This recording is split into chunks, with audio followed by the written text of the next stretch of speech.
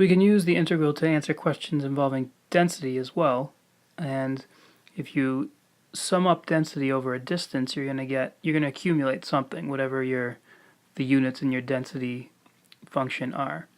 So here we're told that the density of cars, whose units are cars per mile,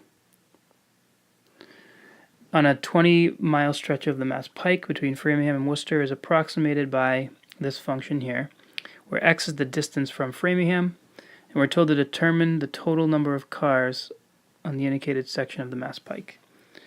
So first, let's make sure we understand this diagram here. This is a 20-mile stretch. This is 20, which means that I need to label this 0, and I'm going to label this 20, and I need to label this 2, and I'm going to label this 17. So our integral should go from 0 to 17. Sorry, 2 to 17.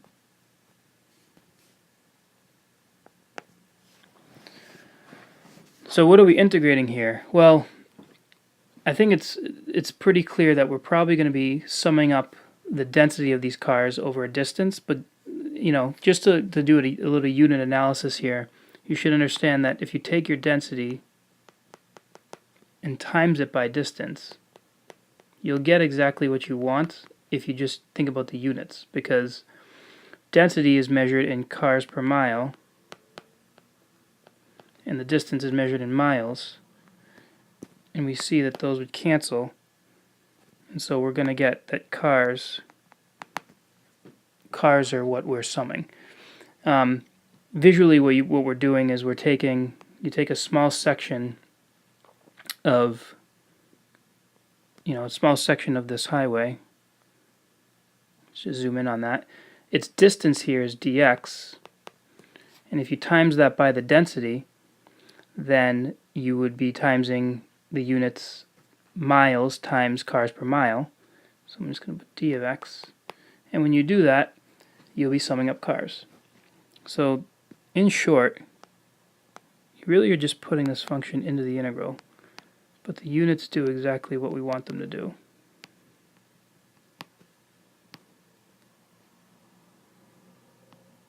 And so again, this is cars per mile, this is miles, and so the units check out and we're summing up cars. And if you do this integral out, you end up getting 732.4, so I'm going to say about 732 cars.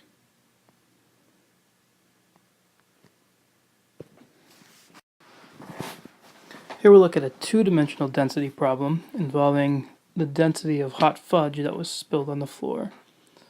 So this says Xavier's making hot fudge. Somebody spilled the container on the floor, and the density of the circular spill is given by d of x, which is 10 over x plus 1 grams per centimeter squared.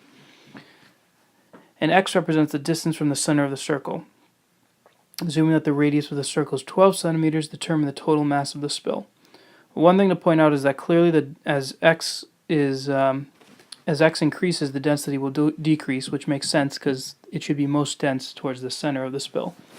But one way that you need to analyze this, because what a lot of students I think will do at this point is they'll just say, oh, I'm just going to put 10 over x plus 1 into the integral, times it by dx, and integrate. Now, if you check your units here, you'd get that this is grams per centimeter squared, and this is just centimeters. So that's not quite doing it because you're going to get grams per centimeter, and we're supposed to sum up a mass, which should have units grams. So this is not quite doing it. The reason is we're missing another dimension, right? This dx is a linear change in one dimension, but the density is described in two dimensions. So if we want to sum up grams, we're going to need that extra distance dimension.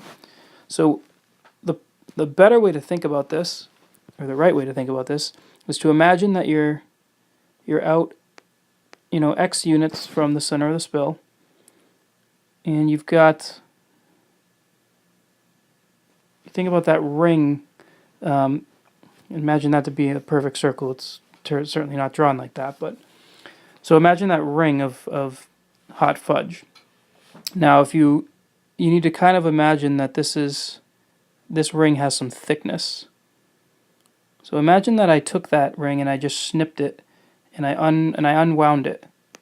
If you do that, you should get a strip here. So there's my hot fudge. You just kind of, that ring here, I just kind of snipped it, and now it's, I'm viewing it as a rectangle.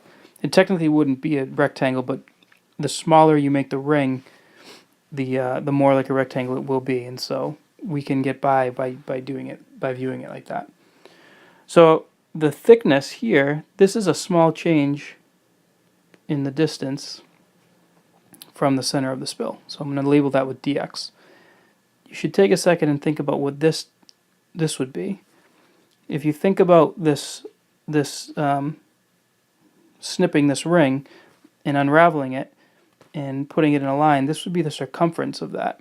When you're the circumference of that circle, when you're x units from the center. So that is a distance of 2 pi x. Now I think what's confusing is that a lot of students would probably think, like, how come I didn't write that as x and then do another guy here and then write this as dx? And the reason is because this is where, modeling and calculus can get kind of tricky. We're imagining that dx is infinitesimally small and going to 0. So we really need to get by viewing the dx as really not having any thickness, even though in our diagram it does. And we don't want to think of this as there being an inner circle and an outer circle. We really want to view it as one circle. So 2 pi x is going to be the circumference of this one circle that I'm sort of, there's a little bit of hand waving here to make you believe this, but the point is now I can get the area of this hot fudge, and that's just 2 pi x dx. And so the units on that, since that's centimeters and that's centimeters, is 7 centimeters squared. So that's what we need to times by dx, or d of x, because now we can see the units will go, and we'll be summing up grams, which is a mass. So all that means is that what we were missing in here, we were missing the 2 pi x, and now we've got it. And we're going to integrate from, so we're integrating with respect to x, and that's the distance from the center, so that goes from 0 all the way to the edge of the spill, which is 12.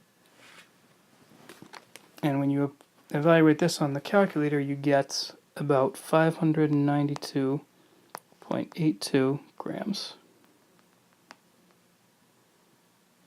So there's another density problem, one involving two-dimensional density.